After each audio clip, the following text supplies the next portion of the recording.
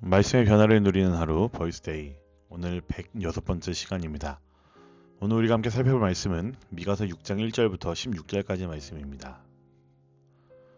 주님께서 하시는 말씀을 들어라. 너는 일어나서 산 앞에서 소송 내용을 샅샅이 밝혀라. 산과 언덕이 내 말을 듣게 하여라. 너희 산들아, 땅을 바치고 있는 견고한 기둥들아, 나 주가 상세히 밝히는 고발을 들어보아라. 나 주의 고소에 귀를 기울여라. 나 주가 내 백성을 상대하여서 고소를 제기하였다. 내가 내 백성을 고발하고자 한다. 내 백성은 들어라. 내가 너에게 어떻게 하였느냐? 내가 너희에게 짐이라도 되었다는 말이냐? 어디 나에게 대답해 보아라. 나는 너희를 이집트 땅에서 데리고 나왔다. 나는 너희의 몸값을 치르고서 너희를 종살이 하던 집에서 데리고 나왔다. 모세와 아론과 미리암을 보내서 너희를 거기에서 데리고 나오게 한 것도 바로 나다. 내 백성아, 모압의 발락 왕이 어떤 음모를 꾸몄으며 보올의 아들 발람이 발락에게 어떻게 대답하였는지를 기억해 보아라. 시딤에서부터 길갈에 이르기까지 행군하면서 겪은 일들을 생각해 보아라. 너희가 이 모든 일을 돌이켜보면 나 주가 너희를 구원하려고 하는 일들을 너희가 깨닫게 될 것이다. 내가 주님 앞에 나아갈 때에 높으신 하나님께 예배드릴 때에 무엇을 가지고 가야 합니까? 번제물로 바칠 1년 된 송아지를 가지고 가면 됩니까? 수천 마리의 양이나 수만의 강줄기를 채울 올리브 기름을 드리면 주님께서 기뻐하시겠습니까? 내 허물을 벗겨주시기를 빌면서 내 맏아들이라도 주님께 바쳐야 합니까? 내가 지은 죄를 용서해 주시기를 빌면서 이 몸의 열매를 주님께 바쳐야 합니까? 너 사람아, 무엇이 착한 일인지를 주님께서 이미 말씀하셨다. 주님께서 너에게 요구하시는 것이 무엇인지도 이미 말씀하셨다. 오로지 공의를 실천하며 인자를 사랑하며 겸손히 내 하나님과 함께 행하는 것이 아니냐. 들어라, 주님께서 성읍을 부르신다. 주님의 이름을 경외하는 것이 지혜다. 너희는 매를 순히 받고 그것을 정한 나에게 순종하여라. 악한 자의 집에는 속여서 모은 보물이 있다. 가짜 되를 쓴 그들을 내가 어떻게 용서할 수 있겠느냐. 틀리는 저울과 추로 속인 사람들을 내가 어떻게 용서할 수 있겠느냐. 도성에 사는 부자들은 폭력배들이다. 백성들은 거짓말쟁이들이다. 그들의 혀는 속이는 말만 한다.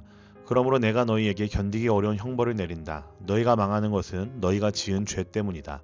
너희는 먹어도 배가 부르지 않을 것이며 먹어도 허기만 질 것이며 너희가 안전하게 감추어 두어도 하나도 남지 않을 것이며 남은 것이 있다 하여도 내가 그것을 칼에 붙일 것이며 너희가 씨를 뿌려도 거두어들이지 못할 것이며 올리브 열매로 기름을 짜도 그 기름을 몸에 바르지 못할 것이며 포도를 밟아 술을 빚어도 너희가 그것을 마시지 못할 것이다. 너희가 오므리의 율례를 따르고 아합집의 모든 행위를 본받으며 그들의 전통을 그대로 이어받았으니 내가 너희를 완전히 멸망시키고 너희 백성이 경멸을 받게 하겠다. 너희가 너희 백성의 치욕을 담당할 것이다. 아멘. 여러분, 좋은 아침입니다. 여러분, 누군가 나에게 정말 큰 은혜를 베풀었는데 내가 아무렇지도 않게 살아가고 있다면 여러분, 그건 조금 이상하지 않습니까? 오늘 미가서 6장은 바로 그 지점을 정면으로 찌르고 있습니다. 은혜를 잊은 백성에게 하나님이 소송을 제기하시는 모습입니다. 도대체 내가 너에게 뭘 그렇게 잘못했니? 내가 뭘 빠뜨렸다고 내가 이 모양이니?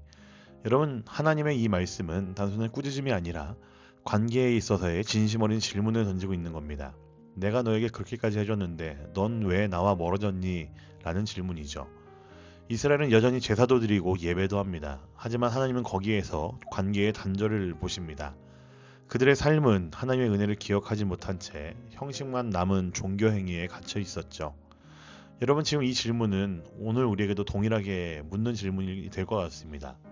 하나님은 오늘도 우리에게 묻습니다. 내가 너를 어떻게 대했는지 너는 기억하고 있니? 하고 묻습니다. 여러분, 우리가 누릴 수 있는 은혜는요, 우리가 은혜를 잊지 않을 때에 삶을 바꾸는 힘이 된다는 사실을 꼭 기억하십시오. 하나님이 우리에게 베푸신 그 은혜들을 여러분 잊지 말고 기억하시는 오늘 하루가 되면 좋겠습니다. 여러분, 하나님은 분명히 말씀하십니다. 나는 수천 마리의 제물도 화려한 제사도 원하지 않는다. 여러분, 우리 하나님이 찾으시는 것은 정의를 행하고 인애를 사랑하며 겸손히 하나님과 동행하는 삶입니다. 여러분, 이건 무거운 명령이 아니라 은혜를 받은 사람이 마땅히 살아가야 할 삶의 방향을 말하는 것입니다. 여러분, 내 신앙이 진짜인지 아닌지는 교회 안보다 나의 삶의 자리에서 드러날 수밖에 없습니다. 하나님과 동행하는 사람은 생각과 선택, 말투와 태도에서 하나님의 마음을 담게 되어 있습니다.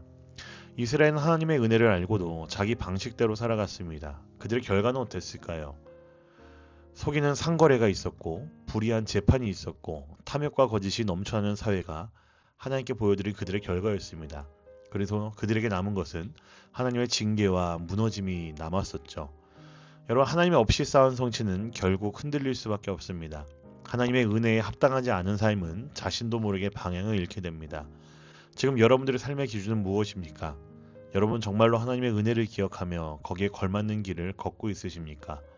과연 여러분들의 발걸음마다 정의가, 인애가, 그리고 겸손이 하나님과 동행하는 그 발걸음들이 이어지고 있습니까? 사랑하는 여러분, 하나님은 지금도 우리에게 기대하십니다. 우리를 사랑하셨기에 우리가 그 사랑에 반응하며 살기를 원하십니다. 그런데 그 반응은 대단한 무언가가 아니라 정직함이고 공감이고 그리고 겸손한 동행이라는 사실입니다. 하나님의 은혜를 기억하는 사람은 그 사람의 삶은 다르게 흘러갈 수밖에 없습니다. 그렇기 때문에 여러분, 우리가 누릴 수 있는 하나님의 은혜, 우리가 기억하는 하나님의 은혜는 단순한 감동으로 끝나는 것이 아니라 우리의 인생을 움직이는 동력이 된다는 사실을 꼭 기억하십시오. 오늘 하루 여러분의 삶 가운데서 역사하시는 그동안 베풀어 주셨던 하나님의 은혜가 무엇인지를 기억하시고, 여러분들이 받은 이 구원의 기쁨이 무엇인지를, 구원의 은혜가 무엇인지를 다시 한번 기억하시고, 여러분들의 삶의 모습들을 하나하나를 하나씩 바꿔가는 오늘 하루가 되길 간절히 소망합니다. 사랑하는 여러분들, 오늘 여러분들의 발걸음이 참으로 은혜를 기억하는, 그래서 삶의 변화가 일어날 수 있는 은혜 받은 자의 삶의 모습들이 될 수 있기를 우리 주님의 이름으로 간절히 부탁드립니다. 아멘. 함께 기도하겠습니다. 은혜의 아버지 하나님, 우리가 하나님의 은혜를 기억하게 하시고 그 은혜에 어울리는 삶을 살아가게 하여 주시옵소서. 형식이 아니라 태도로, 말이 아니라 우리의 실제 걸음으로 우리 하나님을 드러낼 수 있는 우리 모두가 되게 하여 주시옵소서. 주께서 우리에게 베푸신 은혜가 무엇인지 알기에 기꺼이 그 은혜에 어울리는 삶을 살아갈 수 있는 우리 모두가 되기를 소망합니다. 우리의 매일매일, 우리의 매일의 그 발걸음 가운데서 주님 동행하여 주시고 역사하여 주시옵소서. 정의를 더욱 사랑하는 우리들, 또한 인자와 공의를 더욱더 사랑하는 우리 모두가 될 수 있게 해주시고, 우리들의 삶의 모든 여정들 속에서 하나님을 온전히 드러낼 수 있는 사랑하는 주의 백성들 모두가 될 수 있도록 주님 함께하여 주시옵소서. 감사합니다. 주님, 너무나 사랑합니다. 살아계신 우리 구주 예수 그리스도의 이름으로 기도합니다. 아멘.